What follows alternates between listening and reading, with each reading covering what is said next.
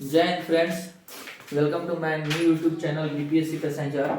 आज हम लोग एनसीईआरटी क्लास 12 का हिस्ट्री ऑब्जेक्टिव सीरीज 4 देखेंगे। 3 सीरीज हो गया है जिसमें ऑब्जेक्टिव क्वेश्चन हमने डाला है, उसको आप लोग देख लीजिएगा और याद कीजिएगा। ये चौथा सीरीज है। आइए पॉइंट पे आते हैं। ये जो बृहद कथा मंजरी है, इससे ना मौर्यकालीन इतिहास का पता चलता है। ठीक है, इसके राइटर कौन है? क्षेमेंद्र। प्राचीन काल में हम लोग पढ़े थे कि जो पुरातत्व से किसी चीज के बारे में जानकारी मिलता है, जैसे कि क्या पूरा पाषाण काल में उस समय तो लिखा हुआ कोई चीज नहीं मिलता था, लेकिन उस समय का लोगों के बारे में हम कैसे जानकारी लिए? किससे? पुरातात्विक वस्तु से। क्या? सिक्का हो गया, बर्तन हो गया, हथियार हो गया, काटने वाला सामान हो गया, इसी से लिए। वो लोग पढ़ा लिखा नहीं था, कुछ लिखा भी नहीं। ठीक है, लेकिन जो मौर्यकालीन जो इतिहास था वो बुक से इस समय का लोग पढ़ा हुआ था। तो जो वहां के राइटर थे बुक लिख दिए, तो उस समय के प्रशासक के बारे में भी चर्चा कर देते थे, लिख देते थे। इसीलिए आज हम लोग वर्तमान में इनके, जैसे कि कालिदास का आ गया, कालिदास का भी वाल्मीकिमित्रम है, चाहे 2-4 गो और बुक लिखे हैं वो। ठीक है, उनसे पता चलता है क्या?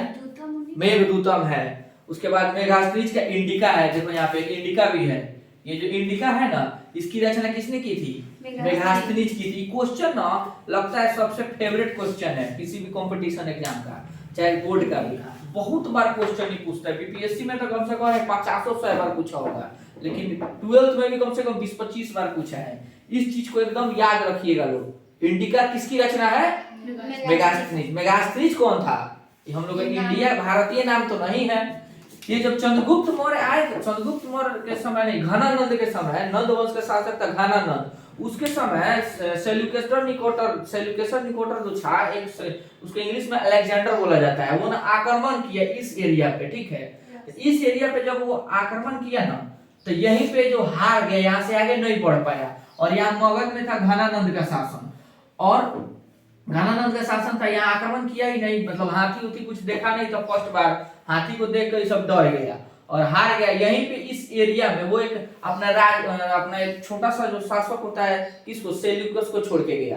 किसको छोड़ा? सेल्यूकस। सेल्यूकस का ही शायद बेटा था ना?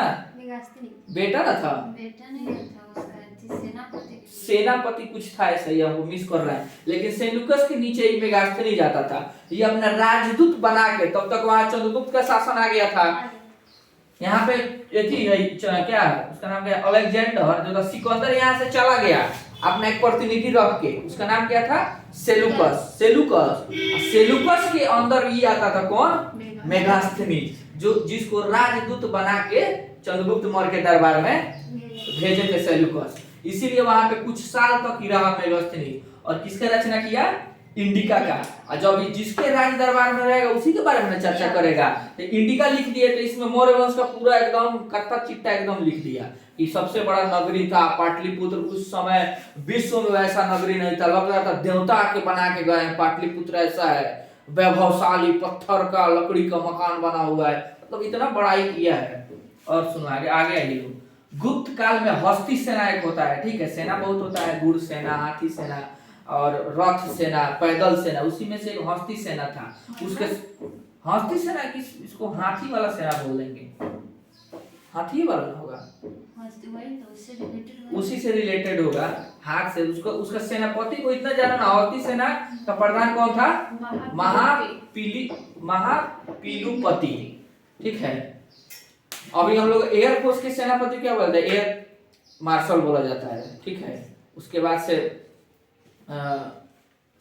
थल सेना को क्या बोला जाता है? थल सेनाध्यक्ष, सेनाध्यक्ष बोला जाता है। और नेवी सेना को, उसको भी सेनाध्यक्ष ही बोला जाता है। वैसा ही किसी जो हस्ती सेना, उसका मेन अलग सेनापति था कि उसको लड़ाने वाला, लड़ाई में ले जाने वाला। उसके बाद ये वाला इंपॉर्टेंट क्वेश्चन है, very very important.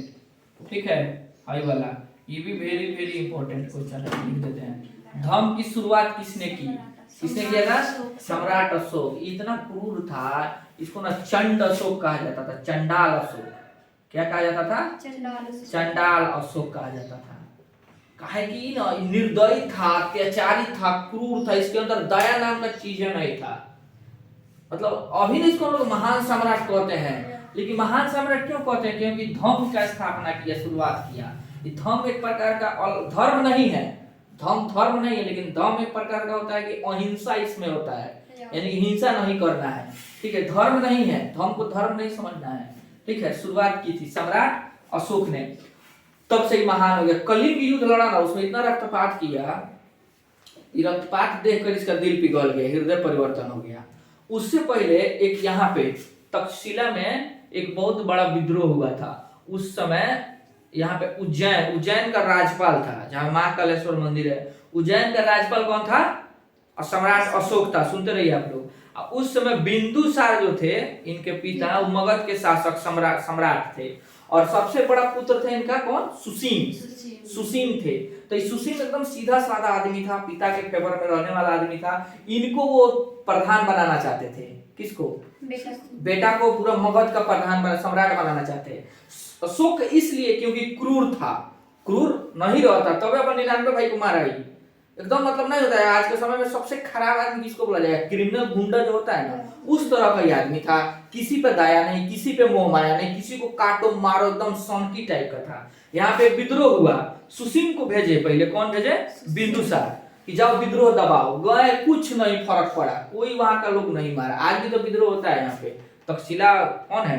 Takshashila area अभी जो है अफगानिस्तान, जो पाकिस्तान का जो है बलूचिस्तान, इस सब एरिया में अभी भी तो विद्रोह करता है, पत्थर चलाता है सब।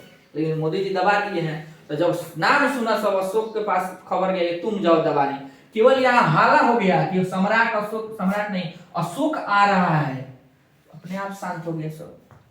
नाम सुन के अभी अशोक पहुंचा नहीं है वहां पे, खाली खबर फैल गई अशोक आ रहा है विद्रोह को दबाने, सब अपना अपना जगह चल गए। कोई विद्रोह खत्म। नामवा सुन लो कितना इसका खतरनाक था। क्या है? ताकि पूछता ना किसी को क्या है। और वो सुशील सीधा साधा था, उसका कोई मतलब कुमार काट से मतलब नहीं, कोई नहीं था। इसी से मिला लीजिए लोग कितना क्रूर था, लेकिन बदल गया, खुद को बदला, धर्म का शुरुआत की, इसलिए इसको महान अशोक सम्राट है।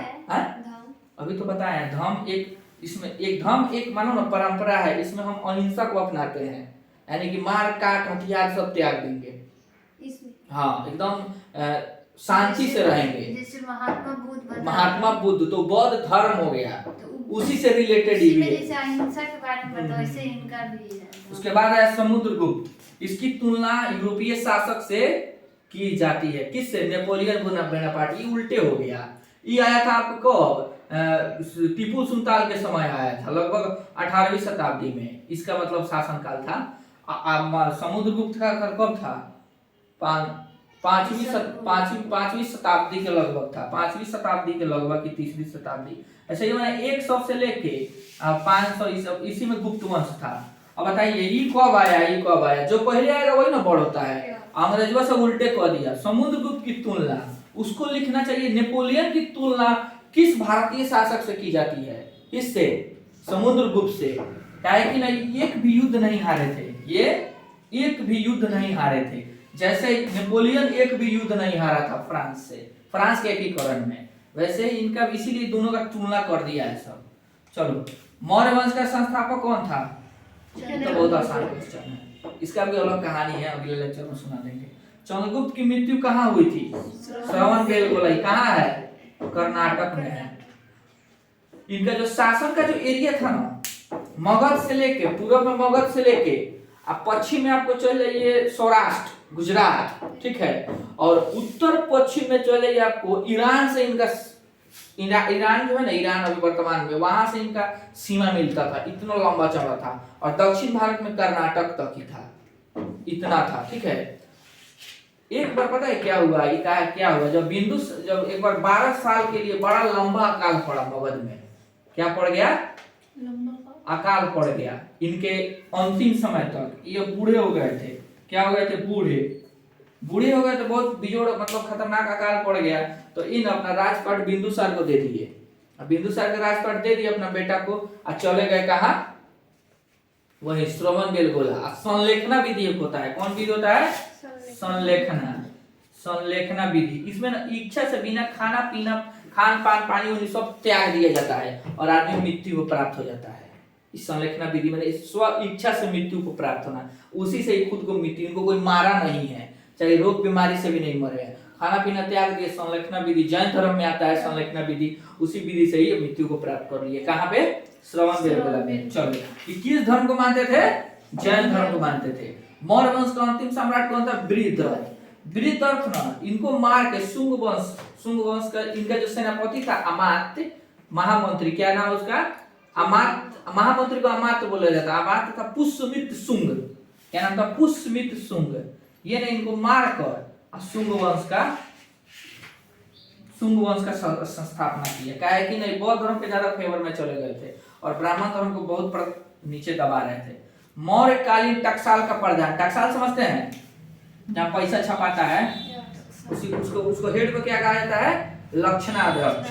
अशोक ने महेंद्र और संघमित्रा को, इनका पुत्र और पुत्री हैं, ये पुत्र हैं पुत्री हैं, इन धर्म प्रचार के लिए कहाँ भेजा था? श्रीलंका में भेजा था। आर्यभट्ट कहाँ का निवासी थे? पटना पाटलिपुत्र के थे। आर्यभट्ट कौन है? महान गणितज्ञ। भारत अपना पहला सैटेलाइट भेजा था, उसका नाम क्या है? आर्यभट्ट। चलिए आप लोग इसको नोट डाउन कर लीजिए, स्क्रीनशॉट ले लीजिए इसका।